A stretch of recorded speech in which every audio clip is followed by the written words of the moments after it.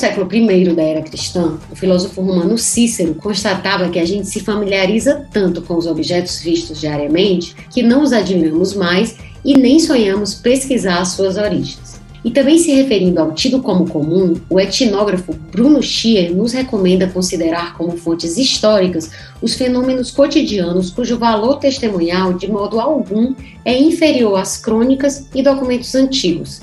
Diz Schier: da ornamentação de um pórtico e de um instrumento agrícola, da forma de uma casa e da boina de uma mulher, pode-se aurir mais informação de história da civilização do que de muitos molhos de atas dos nossos arquivos.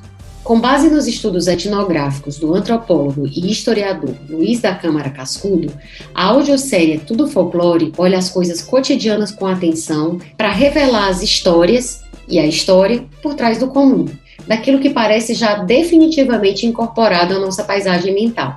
Composta por 4 episódios, Tudo Folclore analisa alguns saberes, práticas culturais e representações tradicionais, como superstições e costumes, mitos brasileiros, ditados populares e a rede de dormir. Tudo isso folclore, ou, se você preferir, cultura popular. Uma obra coletiva, anônima e que não tem tempo, no sentido de que é muito difícil, se não impossível, rastrear exatamente as suas origens. Com cerca de 150 livros que vão da literatura à gastronomia e da mitologia à geografia, Câmara Cascudo parece ter seguido à risca a frase de Tolstói quando este recomenda que, se você deseja ser universal, deve começar por pintar sua própria aldeia. E, de fato, ao falar da sua aldeia, o Brasil no geral e o Nordeste em particular, o etnógrafo potiguar acabou falando do mundo todo. Com um olhar e uma verve afiadíssimos, Cascudo é sobretudo uma prova de que a erudição não precisa ignorar ou desvalorizar o saber popular. Ouvir o povo vale uma universidade, dizia. Eu sou Paty Rabelo e no segundo episódio da audiosérie Tudo Folclore, nós vamos mergulhar em alguns mitos brasileiros para identificar paralelos entre eles e outros mitos de terras estrangeiras.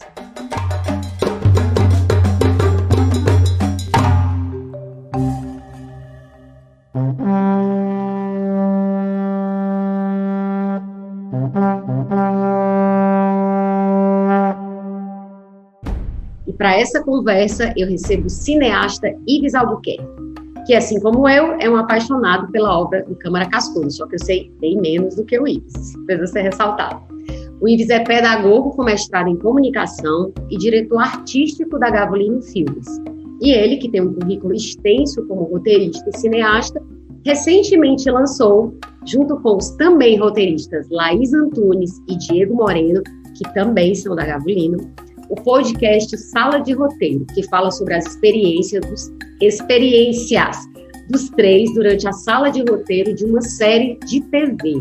Inclusive, eu tenho um palpite que muita gente vai se interessar por esse podcast, eu já te falei, né, Iris? Tu quer falar um pouquinho, assim, sobre o podcast ou sobre qualquer outra coisa do que eu pontuei aqui, para as pessoas já irem entendendo melhor, assim, o chão, né, onde tu tá pisando? Bom dia, boa tarde, boa noite, boa madrugada, que eu não sei a hora que o pessoal vai estar ouvindo isso, mas primeiro agradecer, né, Paty, o seu gentil convite, mas dizer que eu não sei se eu sei tanto quanto você com relação à Câmara Cascudo. Posso dizer que realmente a gente gosta muito desse folclorista, que é um nordestino que fez questão de se manter realmente no Rio Grande do Norte.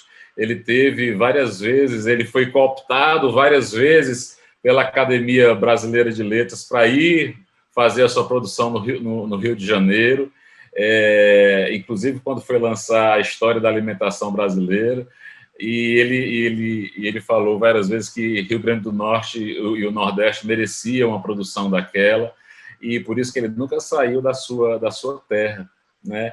E talvez por isso que Câmara Cascudo seja um pouco também relegado, né? Porque ele não está dentro do mainstream, né? Da grande área de produção do conhecimento que geralmente a gente conhece como Rio-São Paulo também, né?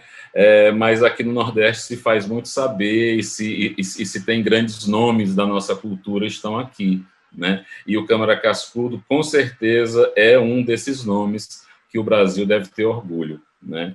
Com relação ao podcast, o podcast ele é recentíssimo, ele é filho da pandemia, foi no momento que a gente se viu realmente preso. A gente tinha acabado de terminar uma sala de roteiro, eu, a Laís e o Diego, e a gente terminamos o processo da sala já dentro da pandemia, e quando a gente terminou os roteiros, a gente, vamos fazer o quê? Vamos continuar conversando, pessoal, e aí inventamos de fazer um podcast de maneira bem amadora, bem despretensiosa, e a gente continuou agora e viu que é um processo interessante, é um processo de aprendizagem não só para a gente que faz, mas também para outros roteiristas iniciantes que queiram ouvir, que queiram aprender um pouco do pouco que a gente sabe, né? E está sendo gostoso de fazer, está sendo um desafio sair da zona de conforto também. É bacana, é bacana. É outra linguagem, né, Ives? Porque tu é uma pessoa do audiovisual e está acostumada a produzir, a escrever, e querendo ou não, quando tu fala da zona de conforto, você fazer podcast, por mais que seja menos intimidador, mas tu está treinando uma outra habilidade, uma outra linguagem, e com certeza isso também vai te ajudar no que tu já fazia, porque as coisas se comunicam. Então, eu acho que vocês fizeram muito bem em começar esse projeto. E, assim, para quem não... Só para explicar, assim, rapidinho, eu sei que no Sala de Roteiro as pessoas vão poder se informar melhor. Mas tu quer explicar, assim, rapidinho o que é uma sala de roteiro, para entenderem um pouco melhor? Sala de roteiro, ela diz mais sobre uma metodologia de trabalho do que propriamente um instrumental em si, certo? A sala de roteiro é uma forma de se trabalhar em conjunto com outros roteiristas com um projeto pré-determinado e dentro de um tempo pré-determinado.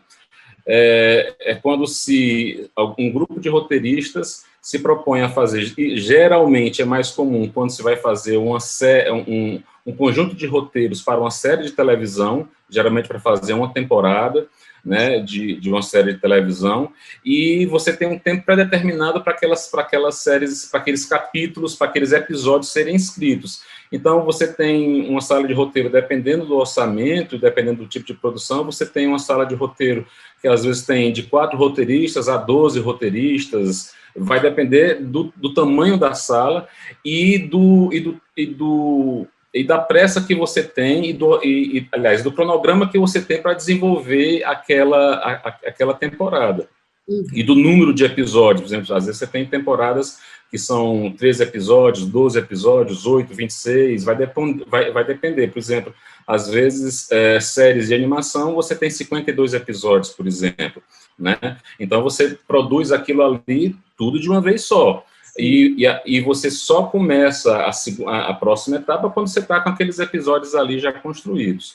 Então, a sala de roteiro é a metodologia onde você constrói, em conjunto com aqueles roteiristas, aquele conjunto de roteiros, de forma que você tenha uma coerência do começo ao fim daquela temporada. Essa, basicamente, é a ideia. E aí você tem as metodologias, você tem uns macetes e umas técnicas para você desenvolver aquilo ali com coerência, com qualidade, e os roteiristas não ficarem doidos, sabe? Essa é o mais importante. Algumas coisas importantes sobre a sala de roteiro.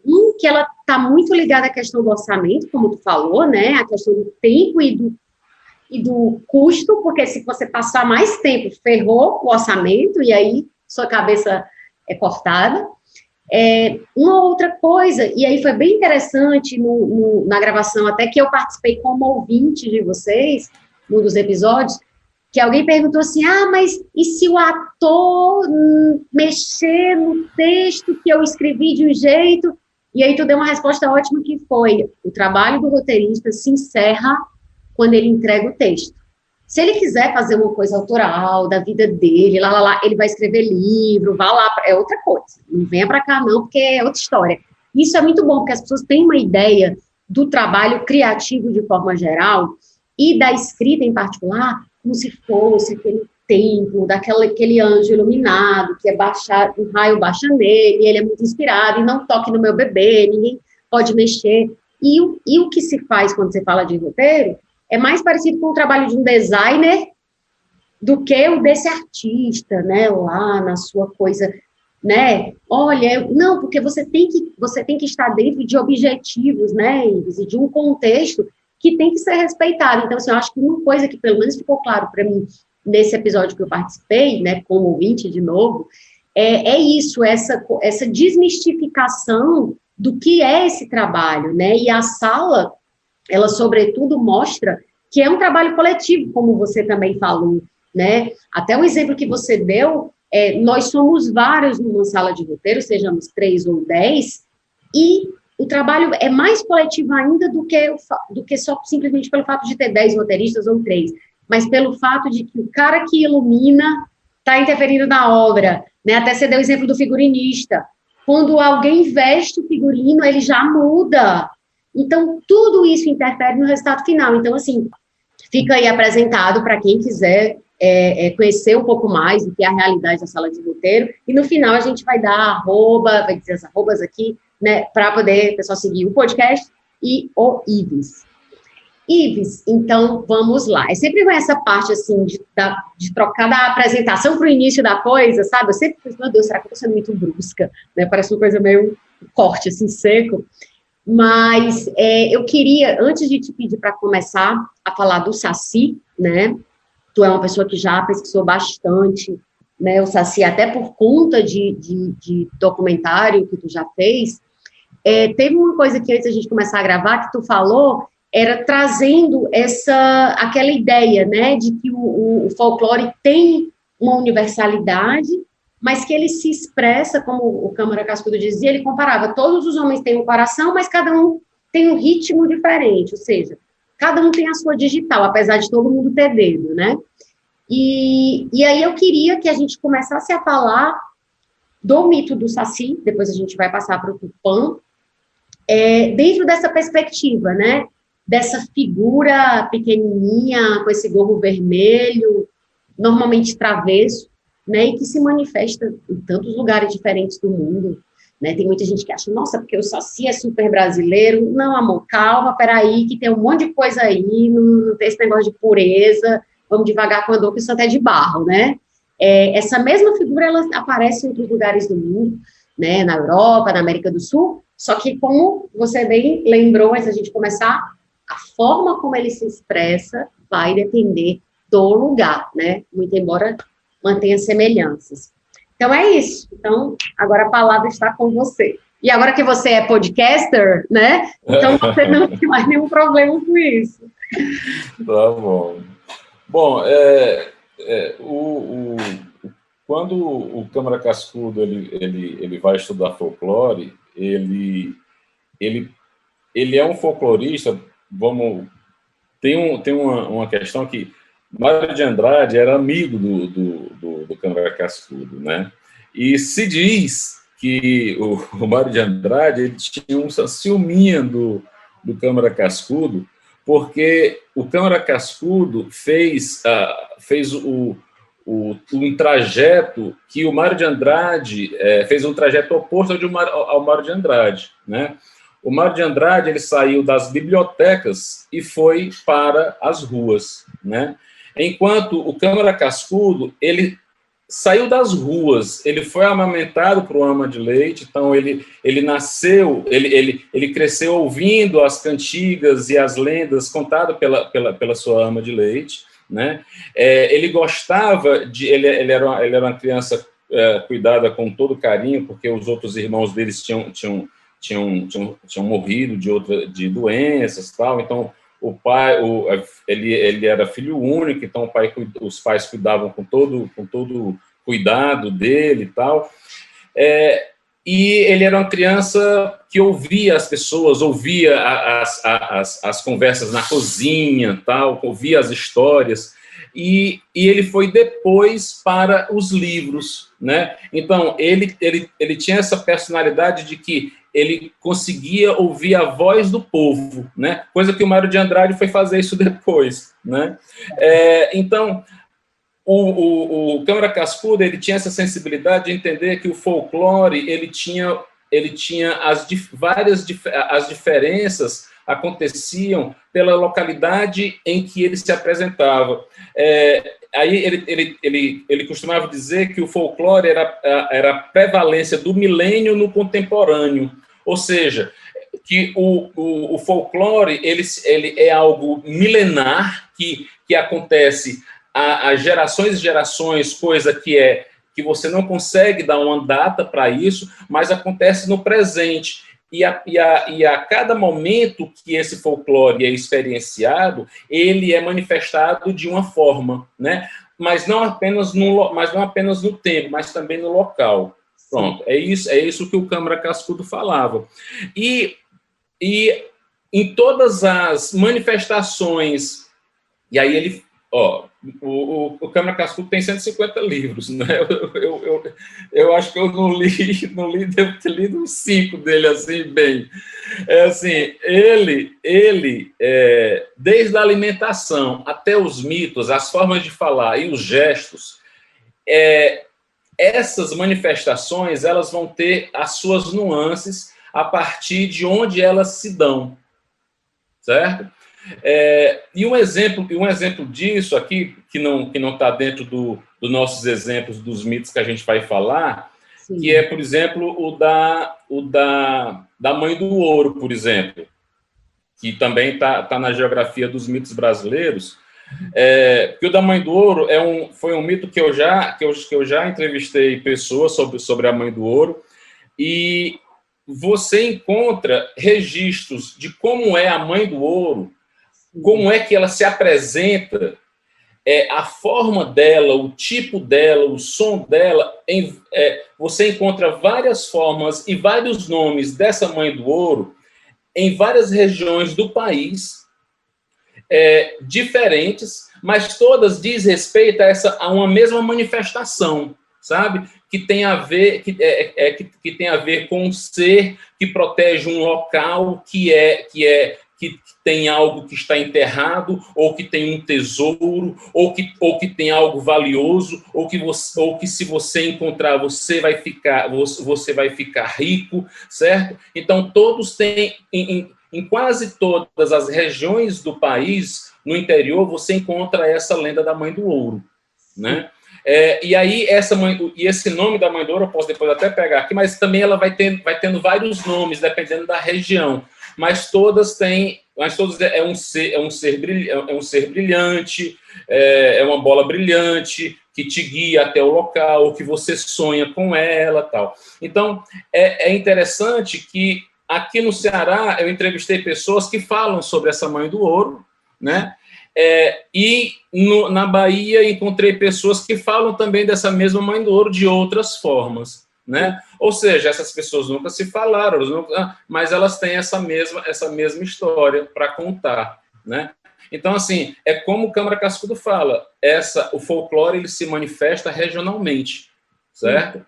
Você nunca vai ter uma coisa pasteurizada desse folclore, né? Quem pasteuriza é a cultura, quem pasteuriza é a cultura mercadológica, né? É a cultura de massa, exatamente. É a cultura de massa, né? Maravilhosa. Uma dúvida sobre essa coisa da Mãe do Ouro.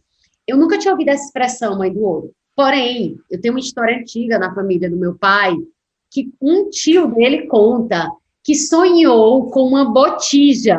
Que botija é esse negócio? E aí ele chegou... Tem essa história sobre sonho. E tu falou de sonho, né? Quando tu citou essa questão da Mãe do Ouro. As pessoas que tu entrevistou, Ives, elas várias delas reportavam essa questão de que sonhavam com esse lugar e iam lá. Cara, isso é maravilhoso. Total. A Mãe do Ouro você sonha. Sim. Você sonha com ela. Às vezes a Mãe do Ouro é uma velha vestida de branco. Às vezes é uma mulher também vestida de branco que te diz alguma coisa. E ela aparece na forma ou de um espírito iluminado ou na forma de uma bola de luz, né? E aí te leva para esse local. Só qual é o problema da Mãe do Ouro? Porque ela também pode, na realidade, estar querendo pegar a sua alma, né? Então, esse é o problema da Mãe do Ouro, certo? Então, então assim... Só ir lá é só pegar o dinheiro. Pode ser que você tenha que deixar uma coisa muito preciosa, que é a sua alma, né? E a Mãe do Ouro acontece geralmente em locais onde tem pedras preciosas, onde tem mineração, certo? Onde tem geralmente minas abandonadas, certo? Existem também muitos esses relatos. Em Minas Gerais é muito comum a história da Mãe do Ouro. Na Bahia, na Chapada essas entrevistas eu fiz na Chapada Diamantina, e algumas fui no interior do Ceará, certo? Então, assim, é muito comum isso, você encontrar essas manifestações pelo Brasil. E isso é que é interessante do nosso folclore. Muito, muito, muito bom. Então, o teu tio sonhou com a Mãe do Ouro, sim. Na verdade, essa história, sabe aquelas histórias que se tornam parte da cultura familiar? Um tio do meu pai, e eu cresci, e eu achava essa história maravilhosa, eu ficava pensando, meu Deus, esse homem achou ouro, e lá, lá, lá. Só que tinha esse elemento que você está falando, porque você se referiu à perda da alma, né? Ao risco dela levar sua alma. E eu lembro de uma história disso, que era tipo, a coisa foi levando ele para um canto, e aí caiu dentro de um buraco, e aí ele se assustou, e aí nunca mais foi atrás disso. Tem esse elemento de medo, entende? Eu lembro dessa coisa, por isso que quando tu falou da perda da alma, é como se fosse assim, tem um preço, né? Isso aqui não é só achar o mapa da mina, não. Então, isso vai depender do local, da região também. E existem tem as Mães do Ouro que, por exemplo, que as pessoas veem permanentemente não, veem essas bolas de luz, né? E sabe que essas bolas de luz indicam onde estão veios de ouro, certo? E aí, entrando dentro da narrativa mitológica do Câmara Cascudo, essa Mãe do Ouro, ela encontra uma origem desde dos povos indígenas, que falavam que essa Mãe do Ouro, na realidade, vem da origem do mundo, onde as montanhas, na realidade, são seres gigantes que foram petrificados, os montes, tudo. E quando eles foram petrificados, as árvores, eu posso até ler o trechinho aqui, não sei se é interessante, mas ele fala que aí as árvores foram se transformando, os nervos, aliás, a carne foi se transformando em pedra, o cabelo foi se transformando em árvores, o sangue foi se transformando em ferro, e os nervos foi se transformando em ouro, né? E essa bola de ouro, e essa bola brilhante, na realidade, é a alma que protege esses corpos que estão petrificados, né? E onde ela se resguarda é sinal que tem esses nervos, e esses nervos são os veios de ouro, onde os mineradores vão encontrar ouro, né? Então você encontra essa mitologia que está também dentro do estudo do Câmara Cascudo. Ele é encontrado também dentro que chama da cosmogonia também dos maias, tal. Mas ele fala que a Mãe do Ouro, o que é hoje Serra de Pedra, já foi vivente, foi gente num tempo muito antigo, e por um castigo do céu endureceu de repente, e caída ficou onde estava. Onde estavam sozinhos ficavam cerros e serrotes, onde estavam apinhados ficou a serraria encordoada, e os seus ossos, aí acimentados em pura pedra virados, a carne que os cobria deu terra negra, os cabelos são os matos, matos que bebem o sangue, que nos parece, e nós apenas cascatinhas e vertentes. Os lugares ocados que aparecem são os buracos do seu corpo, da sua boca e olhos no seu nariz e ouvidos. As veias deram em ferro, e os nervos como parte delicada, viraram-se em ouro, e são os veeiros amarelos que se entranham por aí abaixo, adentram-se da crosta, tal e qual como os nervos estão entranhados na carnadura da gente, né? Então, é muito lindo, assim, muita poesia. Eu fiquei pensando que isso é uma forma mitológica, pelo menos foi o que me veio, né? De você falar do processo de fossilização, né? De alguma forma, parece que ele está falando do processo de fossilização, porque o que é o fóssil, né? É uma coisa que já foi viva, só que virou pedra, né? Ou virou petróleo, no caso. Então, é muito interessante como essa sabedoria ancestral, né? Ela dá conta do jeito dela, com as ferramentas dela. Eu fico sempre impressionada com isso. De coisas que a gente descobre hoje por outras vias, né? Porque tu começou a ler isso e disse, gente, ele está falando de fósseis, né? Exato. Então, parece que ele está falando de fósseis. É maravilhoso. Exato. É maravilhoso. Eu sou completamente fangirl do Câmara Cascudo. Eu sou apaixonada. É um dos intelectuais brasileiros que mais me fascina, assim. Esses estudos culturais, né, esses estudos de folclore dele, é um negócio inesgotável. Ele era considerado, existem alguns documentários antigos, ainda em preto e branco, que alguns depoentes falam que ele era considerado a internet da época, né, dos jornalistas, né? Ele era uma pessoa muito, muito cordata, uma pessoa muito generosa, onde batiam na casa dele, tanto desde o estudante secundarista até o doutor e o jornalista, para pedir informações das mais variadas possíveis, ele atendia a todo mundo, né? E quando ele não sabia, ele pedia para as pessoas irem outro dia, né? Mas ele ia pesquisar, né? Tem até um caso, não sei se eu vou saber contar direito, de um senhor da universidade que vai e pergunta para o Câmara Cascudo o que significava estar com, não sei qual era o termo, muito nhenhen, está com nhenhen, sabe? Aí ele não sabia o que era e pediu para ir outro dia. Aí, passado alguns dias, esse senhor recebe uma cartinha e diga, chegue aqui na minha casa, né? E aí esse senhor chega e ele explica que, na realidade, nhenhen vinha da palavra tupi-guarani, que significa falar, né? Com muita fala. Então, a pessoa que só tem fala, só muita falação. E a frase é nhenhenhen, né? Que até se fala... Nhenhenhen. Tá com muito nhenhenhen, né? Então, nhenhen significa falar, né? Então é um cara que não sabe, o que ele não sabia, ele pesquisava, né?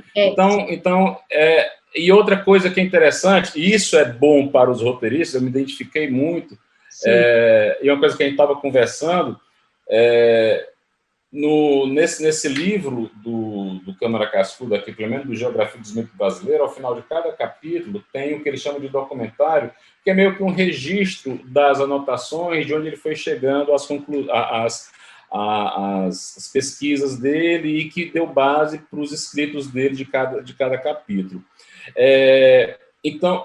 E ele tem esse olhar documentarista também, certo? Tanto tem que uma das histórias que conta dele é que antes dele ficar surdo, né, ainda senhor, tal, mas antes de estar mais velhinho, tal, ele sempre descia a casa dele de tarde, depois do almoço, ele descia para o centro lá de Natal, religiosamente, né? E um dia um jornalista foi querer saber o que ele fazia todo dia descendo para o centro, né? E foi acompanhando ele até que encontrou ele entrando num bar, né? Num bar de esquina lá, que eu não sei se hoje existe ainda esse bar, mas quando eu for para lá eu vou ver.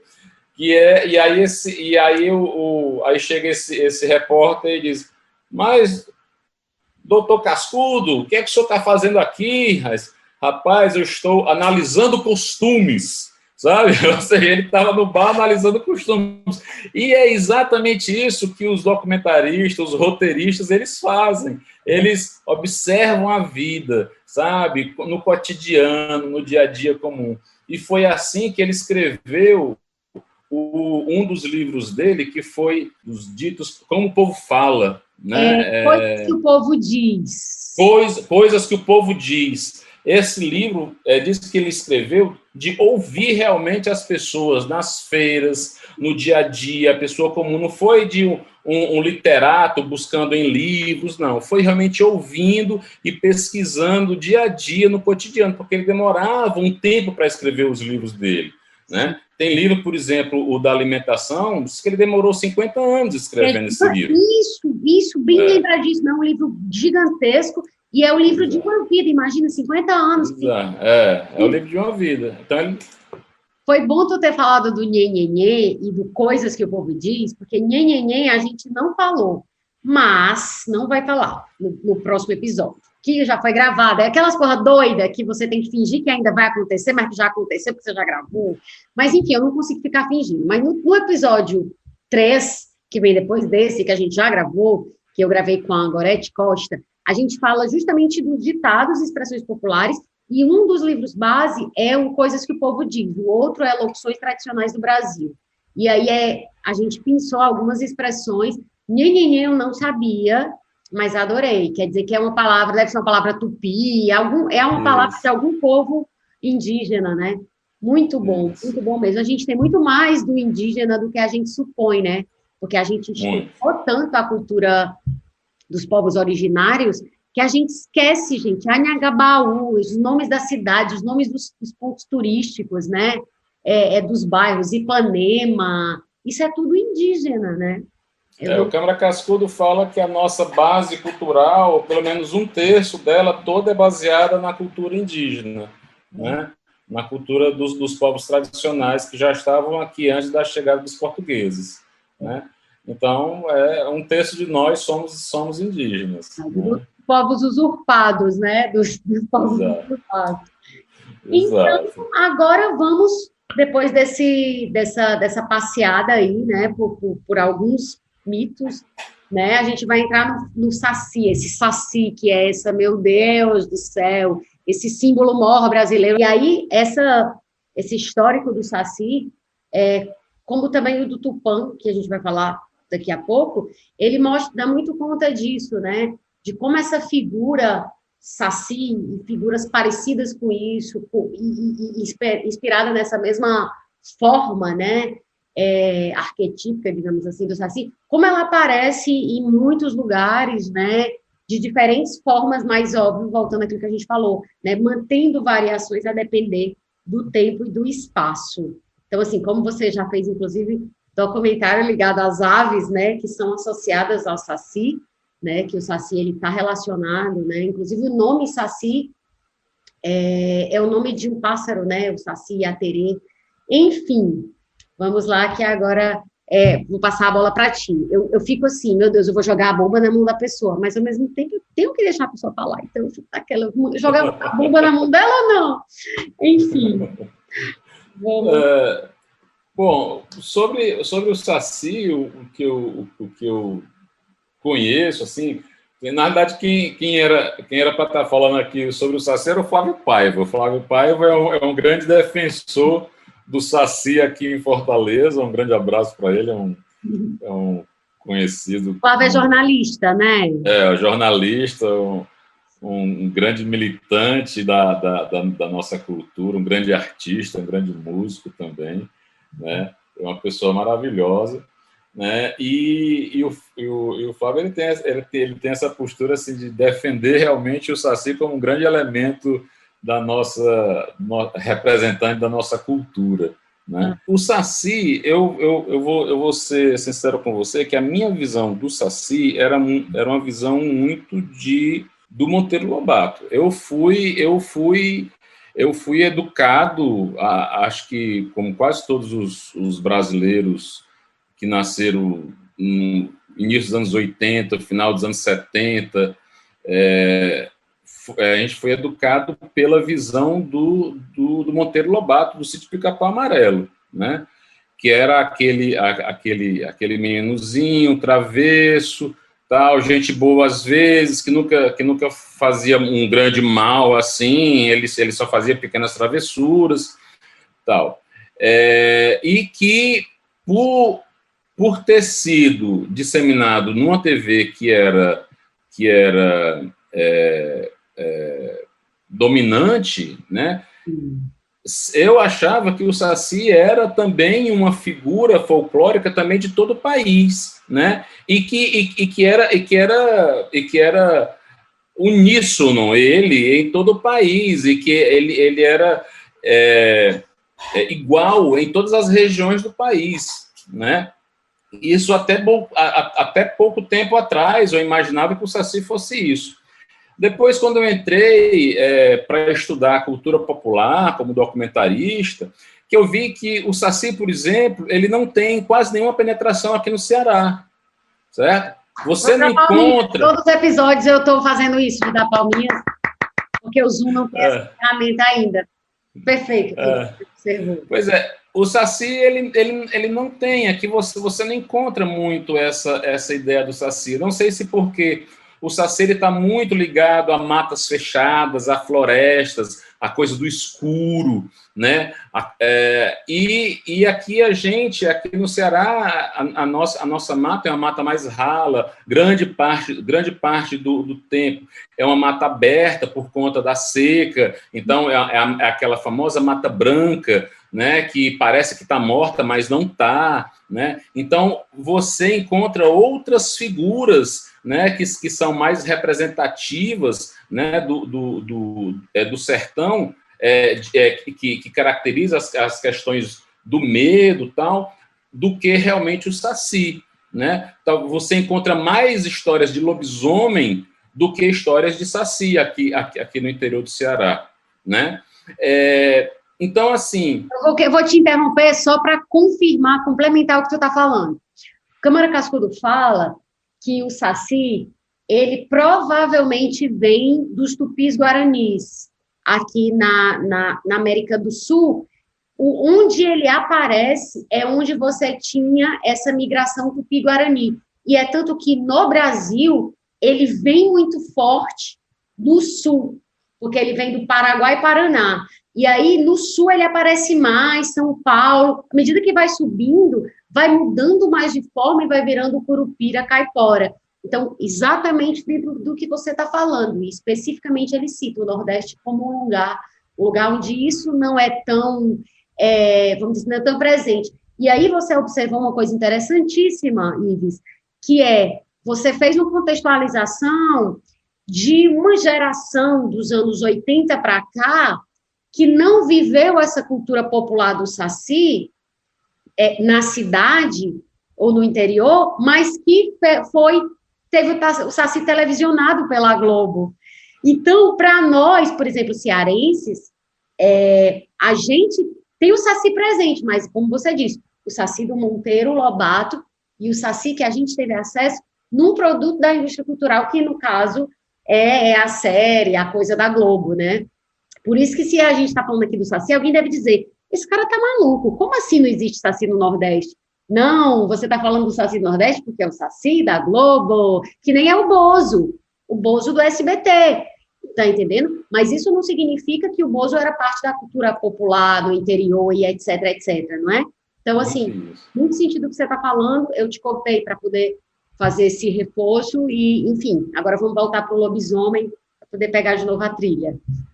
Não, e esse Saci do Monteiro Lobato, obviamente, por ser uma produção feita para crianças, esse Saci era um Saci mais ameno, era um Saci mais lúdico, né? Mas o Saci, em muitas histórias, em muitas versões, esse Saci era considerado, inclusive, como o próprio diabo. O diabo que era colocado dentro da garrafa, né? Tanto que isso, inclusive, está no livro também do Câmara Cascudo, ele coloca isso, o diabo saiu de dentro da garrafa. Veio dessa ideia de que você poderia prender o Saci dentro da garrafa e era uma forma de você aprisioná-lo dentro da garrafa e você botava uma rolha na garrafa. Era uma forma de você aprisioná-lo, né? Ou seja, o Saci, ele não é toda essa coisa boazinha que estava representada dentro da produção literária do Monteiro Lobato, né? E realmente, como o Iaci, né? Que aí ele ganha uma outra forma, uma outra escrita, uma outra forma de falar lá na Argentina, por exemplo, que vai ser o nosso mesmo Saci daqui. Esse Iaci, ele está presente lá na Argentina, ou seja, a região onde ele está mais presente, essa região mais central da América do Sul, e à medida que ele vai subindo, ele vai ganhando outras formas de interpretação que são coloridas, vamos colocar entre aspas, pelos aspectos culturais do local e pelas formas de interpretar de cada região, de cada povo e de cada localidade, né? Aí, por isso que o Saci ele vai se metamorfoseando tanto em termos físicos, né, como em termos de nome, em vários outros seres, né? Que aí eu não vou encontrar aqui, mas eu queria até encontrar aqui os nomes, porque são tantos nomes que o Saci vai se transformando. Eu separei. Mas tu está falando tu separou? Do Sul? Tu está falando em relação à América do Sul ou em outros lugares do globo? Não, até no Brasil mesmo. No Brasil mesmo. Não, se bem que na América do Sul tem vários, né? Iaci, Pereré, tem vários outros nomezinhos, né? Teve uma coisa que ele... Pode falar. Não, se tu tiver aí era legal, porque realmente eu não preparei aqui, mas... Os nomes, eu vou só complementar algo que tu falou sobre como ele vai se adaptando, né? No caso específico do Saci, o Câmara Cascudo fala que, por exemplo, no Brasil, ele fuma. É tanto que lembra a coisinha de cachimbo, essas paradas de cachimbo? Sim. Mas aí ele explica, no Brasil, o Saci fuma e pede fumo, porque por influência do indígena, que ensinou o colono a fumar. Em outros países da América do Sul, não. O que o Saci pede é fogo mesmo, pedia aos humanos, ou roubava em algumas versões, ou alimento.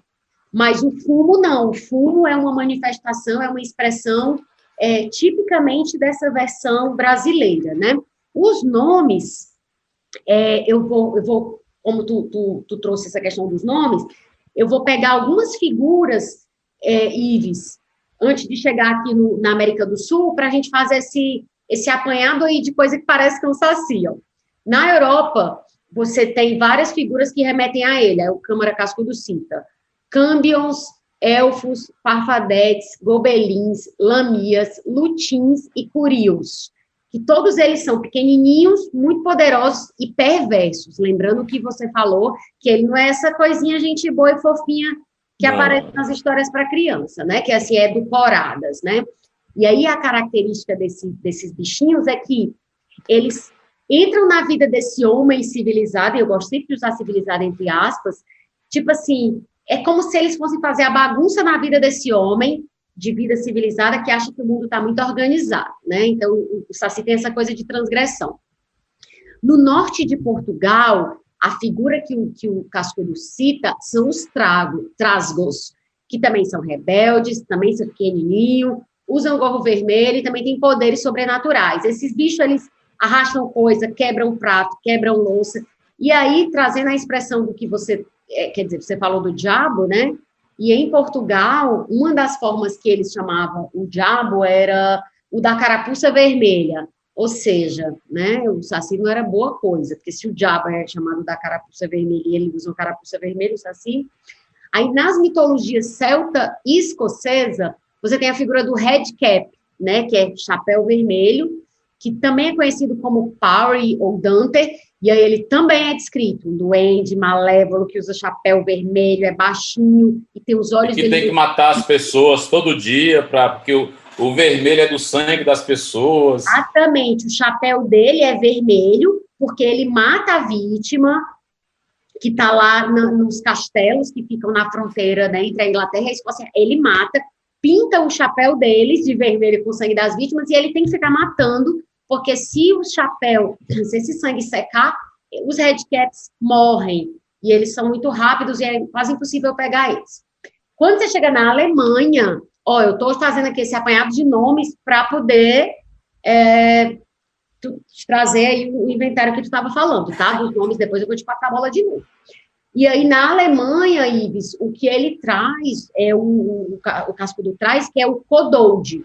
O Kodold é como se fosse esse saci germânico, né? Que também é um diabinho que acaba com a paz de todo canto onde ele aparece. E aí, se ele for com a cara das pessoas da casa, dos empregados, ele é maravilhoso. Ele ajuda a limpar a casa, arruma as coisas, a fugir para os ratos. Agora, se ele não gostar também, a vida da pessoa vira um inferno. E aí, na Escandinávia, você tem o Troll, que inclusive o Troll é bem pop, né? O Troll, você tem várias dessas historinhas nerds e tal. O Troll é um elemento da cultura popular que virou pop, né? Entrou na cultura de massa. E aí, o Troll mora nos bosques, nos rochedos, também lembrando aquele que tu traz, né? Dessa figura sempre nesse lugar de mata fechada, né? E aí, o Troll, o Cascudo diz que ele lembra o Curupira e também o Saci. Às vezes o Troll é um negócio monstruoso, grande e assustador, e outras vezes não, é um anão, brincalhão, e que pula numa perna só, e aí nos lembra um aspecto do Saci, né? Isso eu estou falando de Europa. Aí quando a gente chega na América do Sul, a gente vai ter na Bolívia o Todo-Poderoso lá, que é uma figura chamada Ecá, que é deus da fortuna, e também pequeno, pançudo e sorridente. Esse me lembrou o Buda, né? Aquela imagem do Buda sorrindo, que dá sorte e tal. Ele tem o Chulo na cabeça, que é o chapéu vermelho. Chulo me lembra aquele negócio do Jovem Nerd, né? Eles têm um personagem, enfim, que é tipo um deus, enfim. Mas é o nomezinho do gorro do Saci na Bolívia, né? Esse é Caco, se chama Chulo. Aí no Paraguai, aí vem para o que você estava trazendo. No Paraguai se chama Iaci Terê, ou Iaci Iaterê, ou Iaci Aterê, que não é negro, também não tem gorro vermelho, ele tem cabelo dourado, tem uma varinha mágica. E aí, para o Cascudo, isso é uma inspiração, né, de contos de fada europeu e de gênios orientais, que tem essa questão da varinha. E aí, esse Saci paraguaio, ele rouba as pessoas para dar para o irmão dele, que é canibal, que chama Auaó. E aí vem o Iaci argentino também, que é anão, também usa um bastão. E esse argentino, se você roubar a varinha dele, você tem o poder de mandar no Saci, que acontece no Saci brasileiro se você pegar o gorro dele. Exato. Né? No caso lá é o bastão. E aí você tem essas histórias se repetindo em outros países da América Latina também. Ele cita os indígenas araucanos do Chile, que tem o Quetronamun, que é o duende anão, que tem só um pé e também parece com o Saci. Bom, e aí agora eu falei que nem uma louca para poder trazer esse inventário de nomes de Saci aqui que tu estava, né, querendo recuperar. E é isso, e aí a gente chega no Brasil, se tu quiser, assim, retomar essa imagem, né, desse Saci brasileiro, até porque, assim, tem essa coisa que eu queria muito que tu falasse, se tu puder, dessa associação do Saci, dessa figura mitológica com o pássaro, porque o pássaro existe de verdade, né, Ives? Assim, os pássaros eles existem. Existe o pássaro Saci e aí aqui no livro ele fala que você vai ter várias definições de como é que seria esse pássaro Saci, né? Porque também tem a questão de que você não consegue identificar realmente qual seria esse pássaro. Você só sabe que isso dentro da lenda, né? Como é que seria esse pássaro? Sabe que é um pássaro agourento, parecido com uma coruja pequena, mas só que dependendo de onde é a região, esse pássaro Saci ele vai tendo outras esse Saci vai se metamorfoseando em outros tipos de pássaro, essa é a questão, né? Então, assim, aí eu pego aqui um trecho do livro do Câmara Cascudo, que ele fala, Lehmann-Nietzsche mostra, sem insistir pela característica, que as aves que possuem fabulário, ou seja, que estão dentro, que se constituíram em objeto de fábulas, né, têm esse canto disperso e melancólico. Pelo canto, ninguém é capaz de encontrar o urutau, por exemplo, a triste mãe da lua das nossas matas. Muitas vezes, no sertão da minha terra, a Remington, de repetição, pronta para o tiro. Procurei o vem-vem de dia ou a mãe da lua à noite, guiado pelo seu insistente lamento ou obstinado assovio. Ouvia-o para todos os lados, como diluído na mataria. Nunca conseguia alvejar um só desses pássaros. Razão para aumentar-lhes a fama do disfarce e da impossibilidade de uma descarga certeira e feliz. Ou seja, ele coloca que vários tipos de ave têm essa mística envolvida nela, que passam a ser aves que viram personagens de fábulas. Por exemplo, como um vem-vem, que foi uma ave que fez parte de um documentário, onde eu entrevistava vários senhores do sertão idosos que falavam sobre o que representava o canto do vem-vem. E muitos nunca tinham visto o que era um vem-vem. Eles sabiam de ver, das pessoas falarem como era um vem-vem. Mas, senhores idosos, senhoras e senhoras idosas, nunca tinham visto mesmo.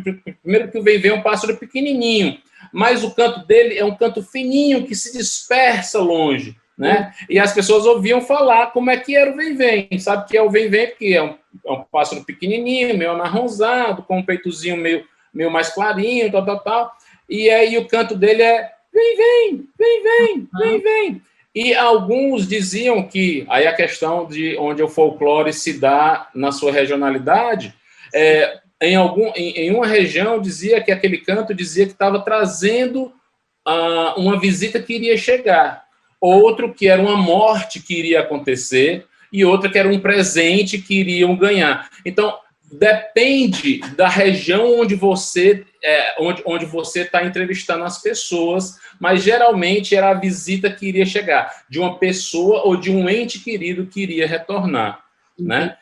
Hoje em dia não está mais tão em voga essa lenda do vem-vem, porque os retirantes não é mais tão costumeiro, mas na época dos retirantes, da década de 60, 70, que as pessoas iam para São Paulo e que um dia voltavam, né? Essa ideia de se voltar um dia era muito forte, né? Então, as mulheres, principalmente, ficavam prontas para ouvir o vem-vem, que era para esperar que o marido ou os filhos voltassem de São Paulo, trazendo dinheiro, tal, né? Coisa do tipo. Isso está nesse documentário que eu fiz, é um dos meus primeiros documentários. Tem um tempinho já. Está no YouTube? Está no YouTube? Não, tá não. Esse documentário não está no YouTube. Se chama Das Gentes do Sertão. Acho que um dia eu boto ele no YouTube. É um documentário bem interessante. E aí... fala. Sim. E aí, por conta disso, aí ele cita essa mesma qualidade tem o pássaro saci, certo? A ave saci, né? Onde ela é uma ave que tem um canto muito longo, um canto muito difícil de ser encontrado, e que, à medida que você vai entrando na mata, tentando procurar onde está esse canto, você, na realidade, pode até ir se perdendo na mata. Você está indo para um canto, achando que que a ave está lá, mas, na realidade, ela está em outro canto, que é mais ou menos o que faz com o assobio do saci, porque a ideia do saci é dele assobiar para os caçadores e fazer com que o caçador se perca dentro da mata para não encontrar a sua caça, né? Então, daí a relação entre o saci antropomórfico, né, e o saci ave, né? Daí essa relação, né?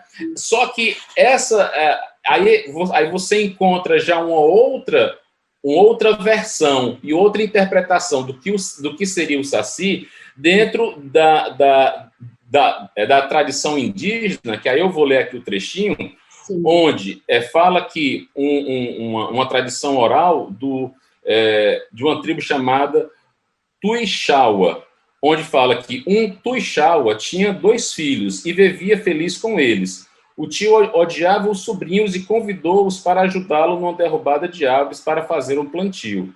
Os 2 sobrinhos aceitaram. Chegados na floresta, o tio embriagou os 2 rapazes e matou-os. Depois, um dos assassinados perguntou ao outro: o que foi que tu sonhaste? Sonhei, diz o segundo, que nos lavávamos com o carajuru. O mesmo sonhei eu, e voltaram para a casa da avó. Vendo-os, a velha ia aquecer o jantar, mas os 2 netos disseram: não, minha avó, nós não somos mais gente. Aqui nós somos só espíritos. Assim seja, minha avó, nós te deixamos, e quando ouvires o cantar do tiquã, tiquã, que é uma outra ave, que é uma ave também de mau agouro, foge para casa. E quando cantarmos ti, ti, ti, então reconhecerás a cor vermelha que os netos tinham.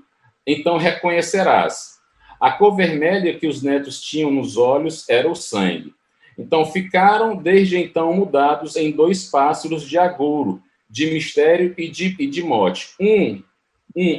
O Uirapajé, alma do caboclo sem fim, o sem fim, o Saci. O outro, o Mati Taperê, ambos nascidos numa tragédia, espalham desgraça e semeiam pavores. Aí daí surge a ideia e essa mistura entre o Saci e o Matita Pereira, né? Que aí é por isso que muitas vezes se junta também essa ideia do que tanto o Saci é a versão menino, e quando o Saci quer voar, ele se transforma numa ave e voa para outro local. Ou então, uma velha que é acompanhada do menino com um saco, né? E que ela se transforma numa coruja, né? Que é a Matita Pereira, né? Então, essas lendas, elas vão se misturando, e à medida que elas vão se mesclando dentro das oralidades, elas vão ganhando outros tons, né? E isso que é interessante, né? E talvez esta seja a coisa mais interessante do Saci, porque ele é extremamente rico, né? Ele não é um... E existe também aqui o Câmara Cascudo não fala, mas existe também versões de que o Saci ele não teria apenas uma perna só também, que ele teria também a versão do Saci de 2 pernas, sabe? Verdade. Pelo que o Cascudo reporta, na América do Sul, a maior parte das versões do Saci é com as 2 pernas, muito embora tenha um ou outro caso em que ele é unípede, né? Teve uma coisa que tu disse, que era essa coisa tanto do Saci, que tu falou do canto, né? Esse canto do pássaro que engana. Então, você pensa que ele está perto, mas ele está longe. Você pensa que ele está longe e ele está perto. E aí, tanto essa ave quanto essa figura, né? Como você falou, a figura antropomórfica, as duas têm essa característica, né, Ives, de enganar, né? Ela engana o caçador, ela engana aquela pessoa que está entrando naquele terreno que não é dela, é desses animais, é dessas figuras, no caso do Saci, que é essa figura mitológica. E aí, como você também bem trouxe, existe essa ideia desse intercâmbio, né? Dessa forma mutante, que ora é o Saci com jeito de humano, e ora é pássaro, e aí, se esse Saci entra pela floresta, de repente você não vê mais, porque ele pode ter se transformado em pássaro, né? Então, é por isso também que é tão difícil pegar, porque ele voa, né? Se ele precisar, ele voa, porque ele se transforma em pássaro. Então, isso dá conta dessa, vamos dizer assim, dessa coisa misteriosa, né? E dessa coisa cheia de artimanhas, né? Dessa figura.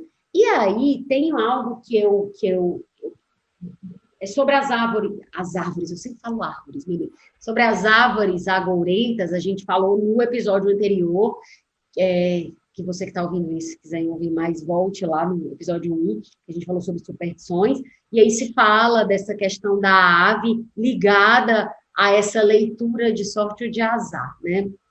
Que isso é uma coisa forte na cultura popular, não só brasileira. E aí eu queria trazer, Ives, essa relação do Saci, desse Saci malandrinho, né, com a imagem que se tinha dos escravos, né, no Brasil colônia, porque uma coisa que o Cascudo ressalta, e aí, de novo, eu tenho falado isso em alguns episódios, a gente fica falando Cascudo, Cascudo, Cascudo, porque a audiosérie é com base na obra do Câmara Cascudo. Não é porque a gente acha que o Cascudo é um deus, não, é porque a gente está fazendo um recorte que é com base na obra dele, né? Se a gente estivesse falando do Saci na obra do Monteiro Lobato, então a gente estaria o tempo todo se reportando ao Monteiro Lobato, né? Então, assim, só para deixar claro que a gente não é adorador, não é da igreja do Câmara Cascudo, não, a gente só está aqui fazendo um recorte de um assunto com base na obra dele.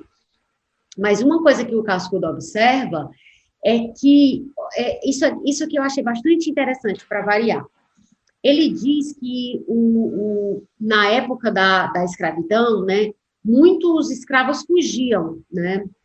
E aí, o que os donos de escravos faziam era assim, não, eu vou te oferecer um prêmio para você ficar aqui. Só que muitos não queriam.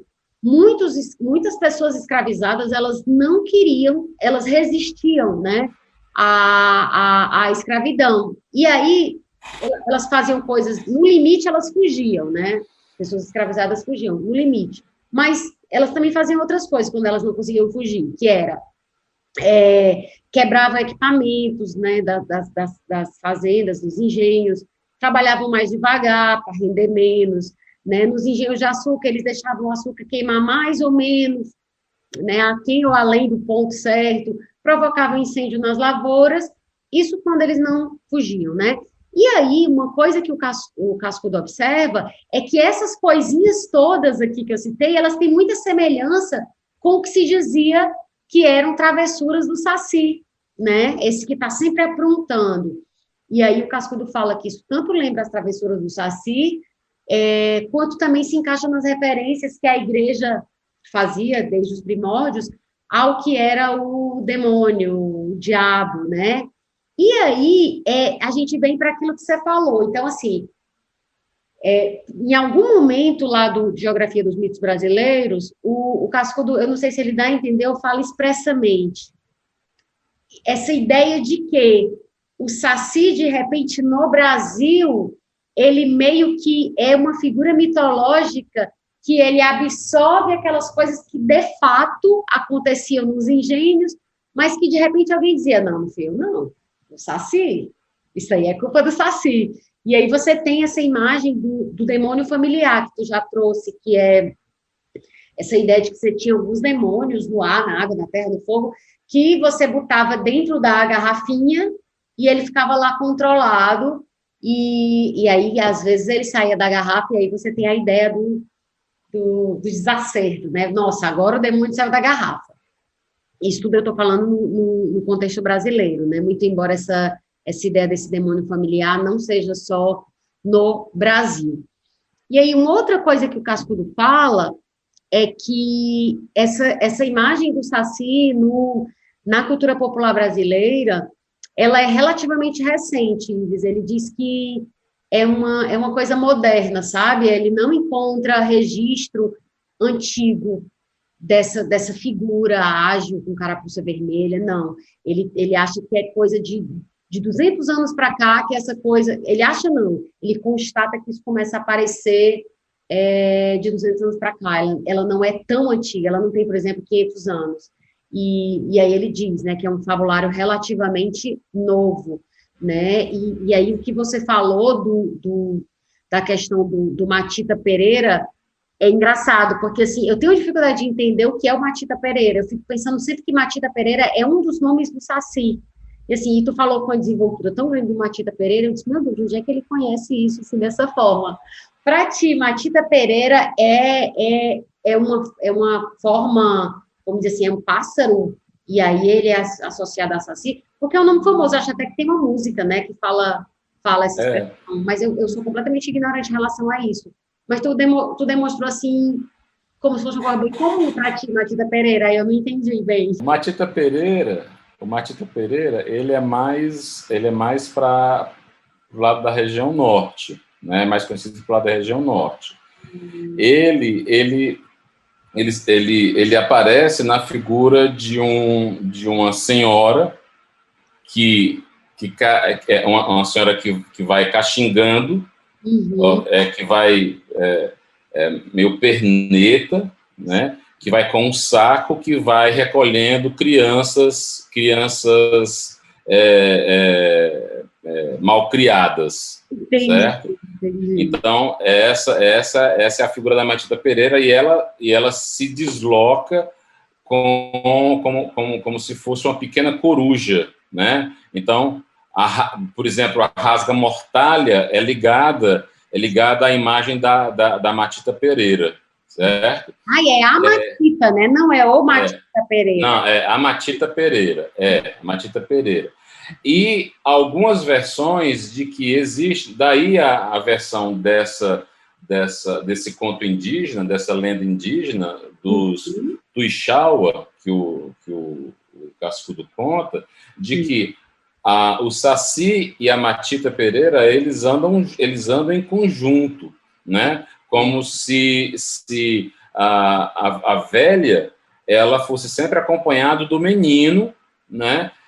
Que vão visitando os vilarejos, né? E daí a ideia do Mati Tapereira, que é outra forma de você analisar a palavra, que é o Mati vive na tapera, que é o Mati Tapereira.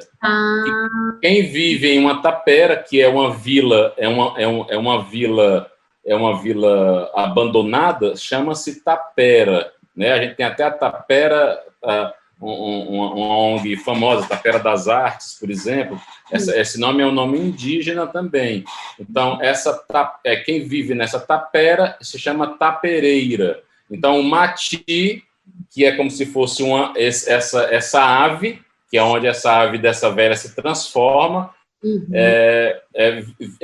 tem predileção de viver nessas vilas escondidas, nessas vilas abandonadas, tá? Então é uma outra versão da história. Ou seja, são várias formas de você contar uma mesma história. Vai depender de onde você está, com quem você está falando, sabe? Como você está falando, que essa história ela vai ter um sentido. Inclusive, né? Isso que você falou da mulher que rouba crianças, né, da Matita Pereira, tem algumas versões do Saci, uma dessas versões no continente sul-americano, que ele faz justamente rouba crianças. Ele rouba crianças e as crianças ficam malucas. Ele rouba, depois devolve, e quando devolve, as crianças voltam malucas. Então, assim, tem essa semelhança também com esse roubar, né, essa pessoa. Sequestrar, né? Isso. Exatamente. Claro. Pois é, aí falando que você estava... assim, dos negros, né, dos negros dos negros escravizados, as travessuras, né? Das travessuras, né? Nesse sentido, e aí não é uma leitura é uma leitura que aí eu faço também. Sim. Muitas dessas manifestações culturais, elas foram resultados de uma necessidade, de uma resistência também. No caso, por exemplo, o caso mais simbólico que a gente pode falar é da capoeira, né? A capoeira é resultado de uma apropriação cultural, onde você tem uma forma de luta que era expressada como se fosse uma dança, mas ela era uma luta, onde se preparava os homens para a possível luta de uma libertação, né? Isso era uma coisa. O sincretismo religioso, onde se percebe Iemanjá como Nossa Senhora, também é uma forma de você preservar suas raízes africanas dentro de uma impositura, dentro de uma imposição de uma igreja católica, do poderio português ou do poderio da colônia dentro de uma comunidade de negros, né? E a mesma coisa nesse sentido das condições de trabalho que eram, para dizer o mínimo, sub-humanas, que eram escravos. Então, a gente não pode dizer que existia alguma condição aí, né? Então, quando se criava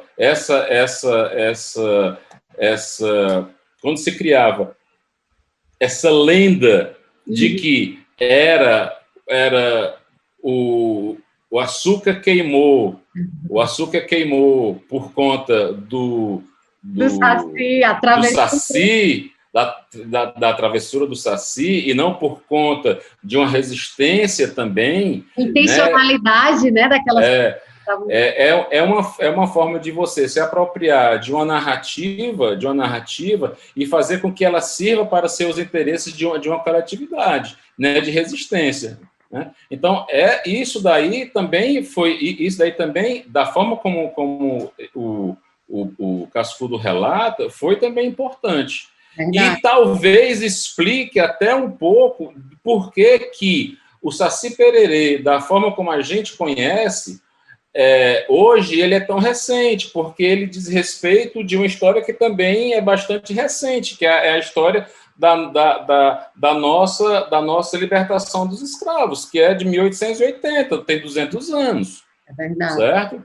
É verdade. Ou seja, essa história toda ela foi sendo construída ao longo de alguns séculos para trás, assim, não tem 3 séculos essa história de resistência, né? Então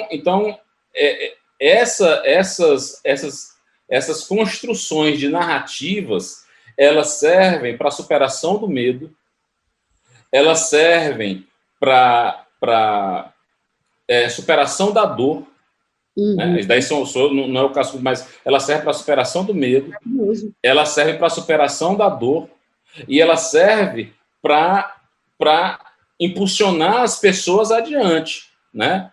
Então, assim, nesse caso, o Saci Pererê funcionava como um ser que estava ao lado deles para fazer eles fugirem também, né? Então, os seres mitológicos estão do nosso lado. Maravilhoso. Né? E você está falando uma coisa que é interessantíssima, cara. É por isso que é muito bom o diálogo, né? Te vem coisas no diálogo que não te vem quando tu tá sozinho. Tu tá falando o fugir da pessoa escravizada, né? Que foge daquela fazenda.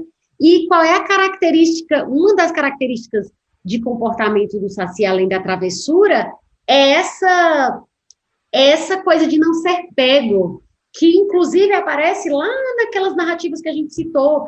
Lembra do Red Cap? Que era muito difícil você pegar. Então, quando você fala desse Saci que entra no bosque, que aí ele pode virar pássaro e ninguém consegue mais pegar porque voou, você tem também essa imagem claro que muita gente deve ter morrido, né, tentando fugir. Obviamente, muita gente foi como é que diz? Torturado, né, castigado por ter tentado. Mas o que você fala do poder das narrativas, né, Ives? De organizar o nosso desejo, de ensinar a gente a sonhar e de vislumbrar coisas, é fantástico, assim, fantástico, fantástico, fantástico. E, assim, não é à toa que as histórias deixam a gente tão hipnotizado, né?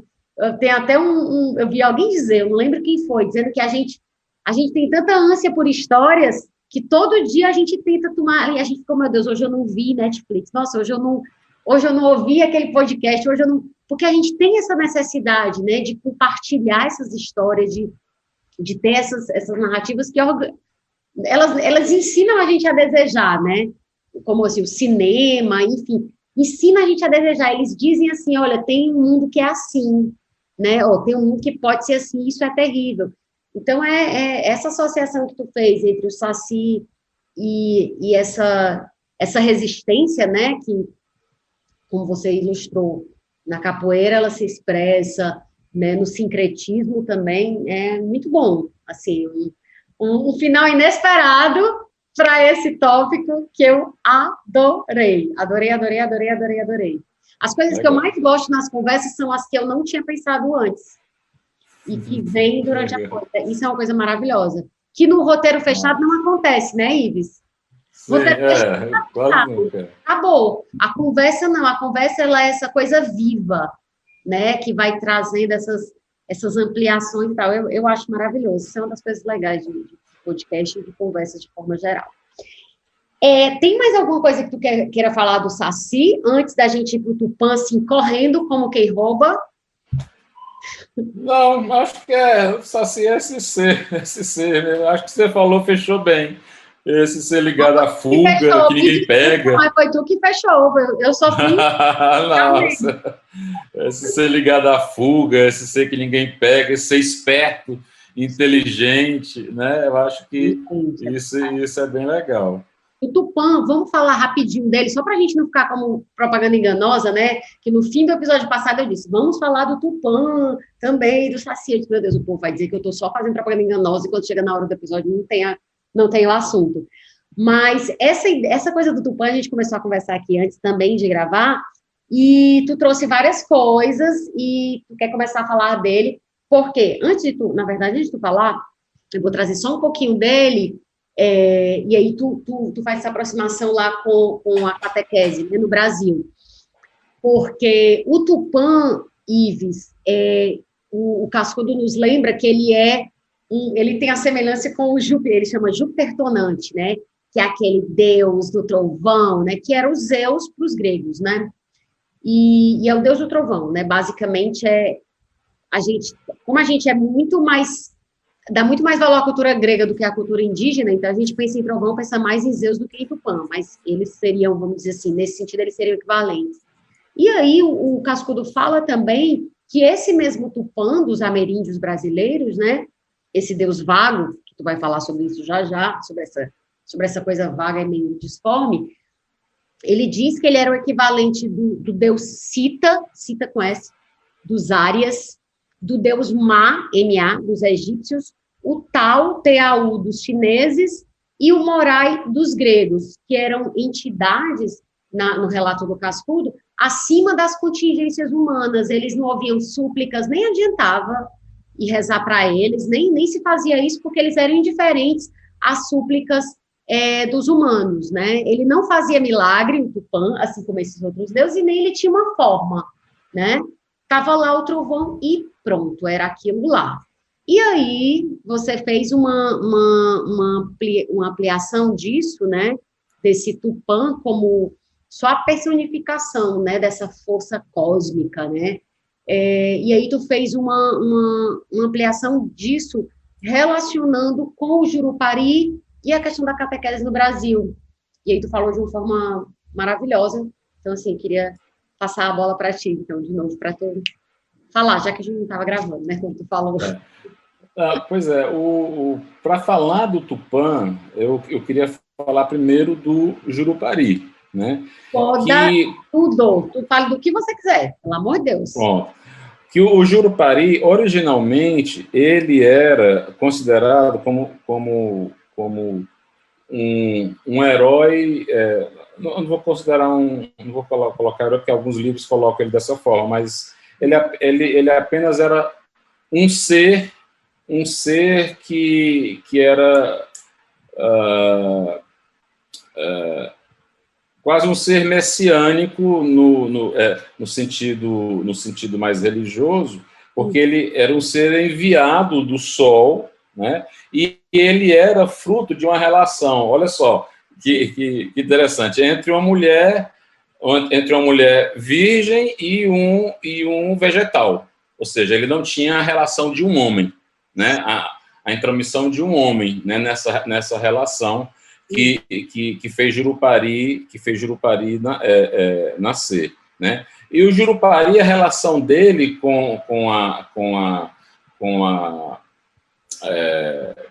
a vida indígena era de uma relação mais que eles chamam de legisladora, era para ordenar a vida dos homens e das mulheres. Ele era um ser místico que era para organizar a vida entre os homens e mulheres, como se fosse para ordenar esse início da civilização entre os homens, certo? Então, por isso que ele era esse ser enviado do Sol, né?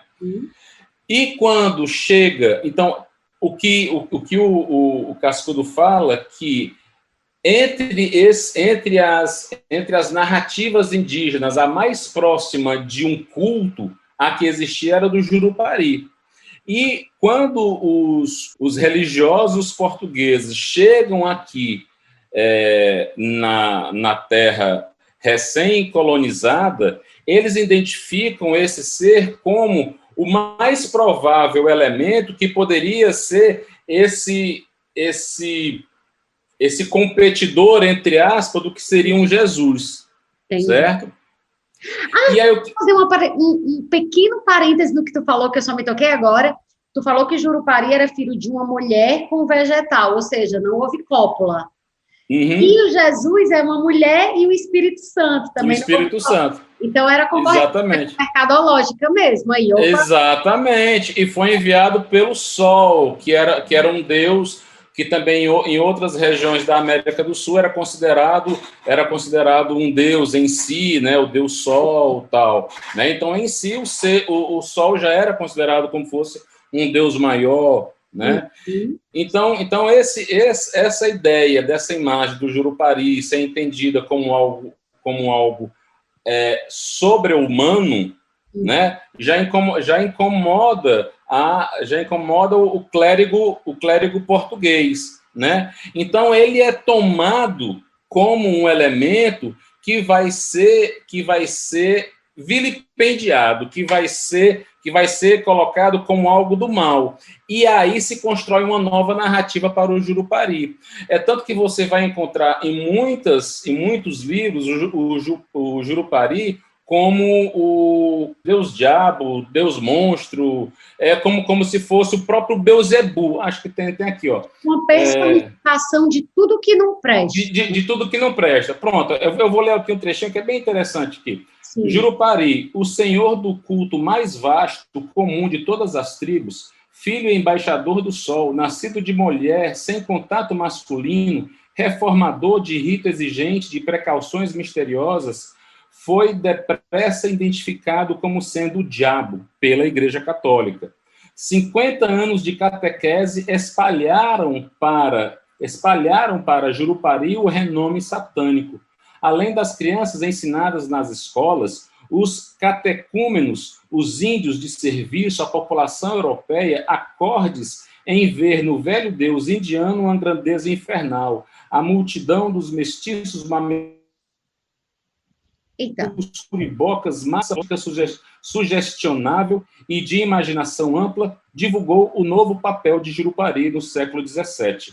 Já o filho do sol, o dono dos instrumentos, o senhor dos segredos, evocado ao som dos maracás simbólicos, era, da cabeça aos pés, definitivamente o diabo, o cão, o Beuzebu, o Satanás, o demônio. Certo? Então, a igreja ela passa a ter o elemento personificado do que seria o demônio para o novo mundo. Né? E aí, então, se você tem agora esse ser que amedronta, esse ser que é o próprio diabo, que vai levar a pessoa, depois da morte, para o inferno, para um canto mau, você precisaria, então, do seu oposto, né? do Salvador, né? E esse Salvador vai ser escolhido quem? Tupã, né? Esse Tupã, por que Tupã? E aí o Cascudo ele fala que Tupã era um elemento que não era considerado como um ente, como um deus. Ele era apenas associado à ocorrência do relâmpago e do trovão. Era a forma de você expressar a existência daquela ocorrência natural, certo? E se expressava na forma dessa ideia de um Tupã, né? Mas não como um deus ou como algo que você pudesse... Né? Não era cultuado, não era personificado, não era antropomorfizado, certo? Então, assim, o Tupã estava lá como, talvez até como uma forma de expressar o que era aquilo que acontecia nos céus, como uma luz e uma forma, né? Então, isso.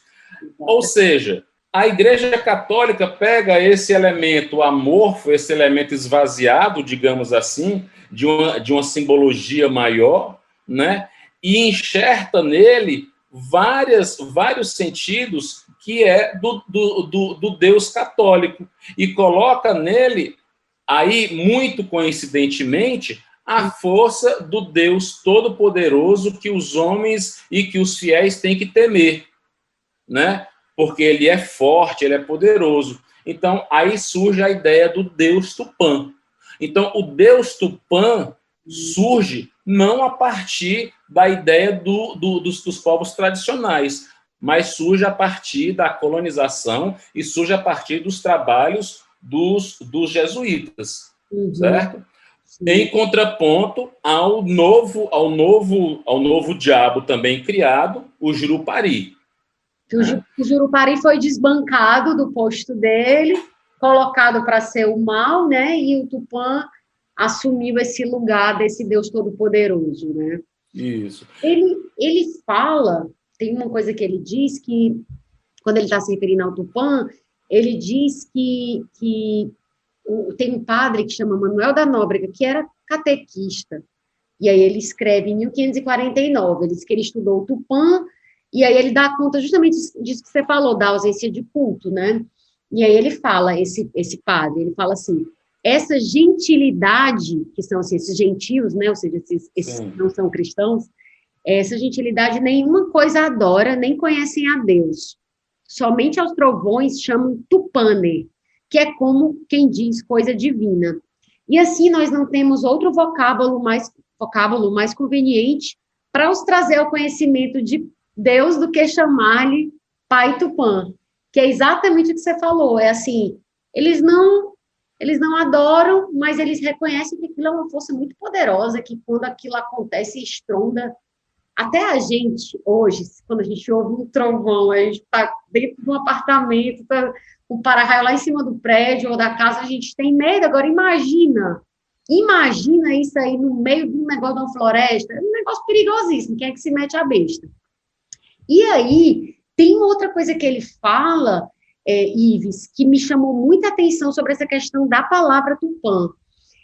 O Cascudo escreve, ele diz assim: até hoje, Deus, o Senhor, o Pai, o Criador, é para todos os índicos cristãos o velho Tupã, estrondeador das tempestades, morando nas alturas, com os raios na mão onipotente. Tipo Zeus, o Thor, né? O Cascudo também cita isso, o Thor dos escandinavos. Aí ele diz: a confusão entre Tupã-Deus e Tupã-Trovão existirá na linguagem tupi? E pergunta. E aí ele responde. O Teodoro Sampaio é um cara que escreveu um livro sobre o tupi. O Teodoro Sampaio explica, aspas, Tupã, nome adotado pelos catequistas católicos para exprimir Deus entre os tupis, do ponto de vista linguístico, o vocábulo Tupã no Guarani, ou Tupana no Tupi, é o composto Tupã, ou Tupana, significando golpe ou baque estrondante, referência ao trovão. Assim entendido, Deus é aqui um tonante, mas o vocábulo ainda admite outra interpretação, se o tomarmos como composto de Tup-an, que é o Pai Alto, o Altíssimo. Eu acho isso de uma riqueza, assim. Eu acho que a palavra e o trabalho na realidade, do documentarista ou do cineasta, do realizador audiovisual, como eu sou. Não gosto muito da palavra pomposa de cineasta, acho que gosto mais de realizador audiovisual. A cineasta, eu fiquei, meu Deus. Aí eu disse assim, não, mas como eu vou mandar esse roteiro para ele? Se ele não gostar, ele me avisa. Eu fiquei, não, mas eu já até fiz coisas em cinema mesmo, em película e tal. Um pouco de vergonha. Eu fiquei em tela grande. Não, mas é mais assim, de que a nossa matéria-prima é realmente a palavra, né? E eu acho que a matéria-prima, talvez, de qualquer profissão que se pretenda social, deveria ser também a palavra, porque a palavra não apenas no sentido de dar o que ela representa, né? Sim. Mas também de entender que a partir da palavra é que você faz as relações, né, entre as pessoas, né? E o Câmara Cascudo, ele sempre trabalha a partir disso. E quando ele fala de folclore, a base do folclore é a oralidade, certo? E a oralidade é a escuta, é a orelha, né? Então, assim, é de você escutar e de você entender o que significa aquela palavra, né? De você, às vezes, pela própria palavra, e aí você fala assim, a gente perdeu a coisa. Eu falo da gente não se importar, sair do, como é que eu falo? Não se contentar com o óbvio, com a percepção do óbvio. Por exemplo, eu falo para o meu filho de 12 anos, que antes de você se perguntar o que uma palavra quer dizer, ou o sentido, tenta primeiro quebrar ela. Tenta primeiro entender, se conseguindo quebrar ela, se você vai conseguir ter outra percepção dela. É claro que para algumas palavras você precisa entender um pouco das derivações dela ou das raízes etimológicas dela. Por exemplo, corrupto. Ninguém se pergunta de onde é que vem a palavra corrupto ou corrupção, né? Mas a palavra corrupto, na verdade, ela significa aquela pessoa que tem um coração quebrado, aquela pessoa que não tem do core rupto. Eu né? não acredito. Que vem do latim. Maravilhoso! É do mesmo decor, saber decor que é saber decoração. Exatamente. Isso, que maravilhoso. Exato. Ou seja, o corrupto é uma pessoa que tem um coração quebrado, uma pessoa que não está se incomodando com as coisas, tal, certo? Então assim, aí você fala muito do caráter daquela pessoa, do corrupto, né? Então, assim, essas questões de você não se de você entender um pouquinho das palavras e não se contentar com o óbvio, se perguntar das coisas, é muito do que o Câmara Cascudo faz na sua pesquisa, e é muito do que o realizador audiovisual, o roteirista, o escritor, ele tem que fazer. Geralmente o artista faz muito isso, mas... E aí é a grande questão, e isso daí vale para qualquer profissão. Hoje, quando você tem, e aí eu falo principalmente para os jovens, hoje, quando você tem profissões que estão cada vez mais, ou processos que estão cada vez mais automatizados, mais... Opa, falhou agora. Sistematizações, ou... como é que eu vou falar?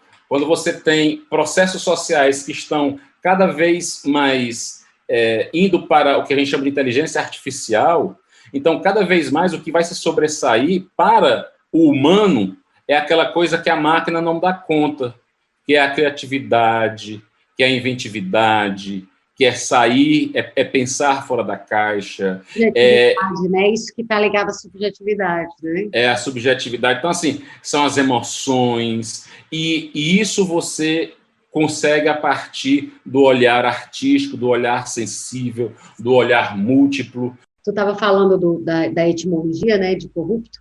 Eu sou apaixonada por etimologia, e eu até digo que etimologia é o storytelling das palavras, porque etimologia é você saber a história daquela palavra, né? Tipo assim, de onde que vem, assim, o que significa cada partinha. E eu acho que é por isso, Ives, que essa coisa da palavra e dessas trocas, né, dessas ideias, elas me encantam tanto. E eu acho que encanta muita gente, é tanto que podcast está aí, né? Tipo, é a nova febre. O pessoal faz podcast há muito tempo e diz que todo ano dizem que é o ano do podcast. Mas agora, de fato, em 2020, nesses últimos 2 anos, a gente percebe que houve, de fato, né? Um aumento da quantidade de podcasts, se tornou uma coisa muito mais mainstream do que era, sei lá, há 10 anos. Então, assim, no fundo, a gente, de alguma forma, a gente tem talvez aí, eu não sei se eu estou ficando maluca, mas um resgate dessa oralidade também, né? Sim. Tem uma coisa aí desse ouvir, desse compartilhar, desse pegar um conto e aumentar um ponto, né? Porque quando você vai contar a história, obviamente, você vai contar a sua versão, mesmo que você não seja uma pessoa mal intencionada. Então, é isso. Então, eu acho que, obviamente, esse episódio, falhei miseravelmente em que ele tivesse só 1 hora. Tu quer falar mais alguma coisa do Tupã? Tem um trechinho aqui que é interessante, Sim. que ele fala que o Cascudo relata que mesmo com esse exercício dos jesuítas na catequização para transformar o Tupã, esse deus amorfo, que outro autor coloca aqui como Natural Gods, que é, na verdade, um deus da natureza, não era um deus em si, aquele deus que você reverenciava, não. Era um elemento natural que estava ali, dentro do cotidiano daqueles índios. Ele não foi assumido, ele não foi assumido, mesmo diante do trabalho dos jesuítas, como algo que fosse ritual, né? Aí ele coloca aqui: o Tupã, mesmo batizado pela mão venerável do jesuíta, ficou com sangue bárbaro, cheirando às crendices locais e nem sempre conservando hábitos católicos. Com o passar dos tempos, mesmo para tribos que souberam do trovão deificado ou de Tupã consciente, o mito tomou forma de crença, mas o culto nunca chegou a ser praticado. Ou seja, mesmo eles tentando transformar esse Tupã no deus católico, ainda assim eles não conseguiram fazer esse deus ter essa vida como eles desenharam, rituais, né? Não tinha, tipo, rituais, não tinha oferenda, não pegou. É como se fosse a lei que não pega. Foi o Deus que não pegou desse jeito. Mas aí ficou esse elemento no meio do caminho, né? Porque ele deixou de ser o Tupã desprovido dessa... esse Tupã mais ligado à manifestação da natureza, né? E também não ficou sendo esse Deus todo-poderoso como se fosse esse Thor, e passou a ser essa lenda desse Deus meio cá, meio lá, né? Ou seja, ele ficou uma coisa mal resolvida, né?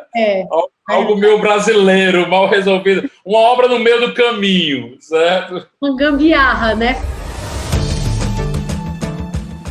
O historiador francês Fustel de Coulanges achava que o tempo nunca morre completamente para o homem.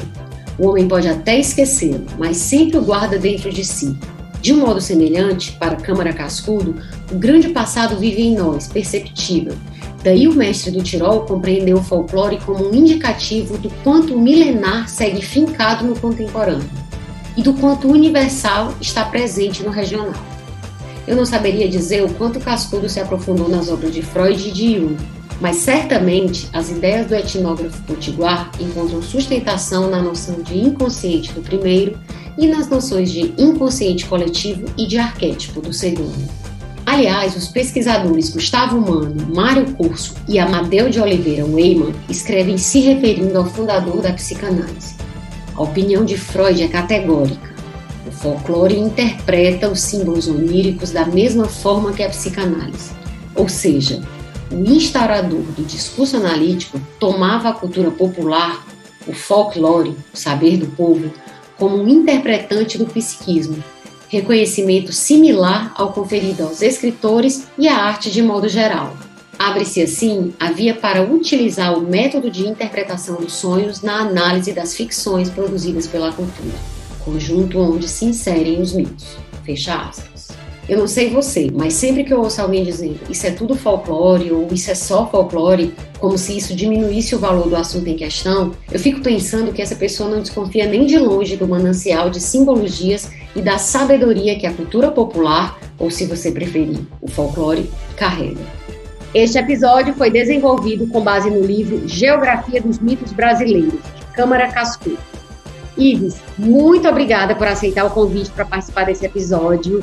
Muito obrigada mesmo, assim, a gente conversou muito mais tempo do que eu imaginava que você permitiria, né? E eu queria te perguntar, queria que tu dissesse, na verdade, apesar de ser, a tua arroba para as pessoas te seguirem no Instagram ou qualquer outra rede que você quiser, enfim.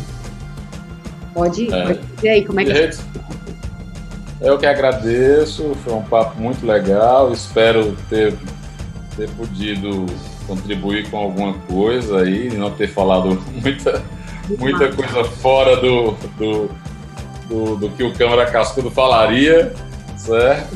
E para quem, na verdade, de rede social, eu só tenho realmente hoje o Instagram, Ives Albi, IVESALB de Albuquerque.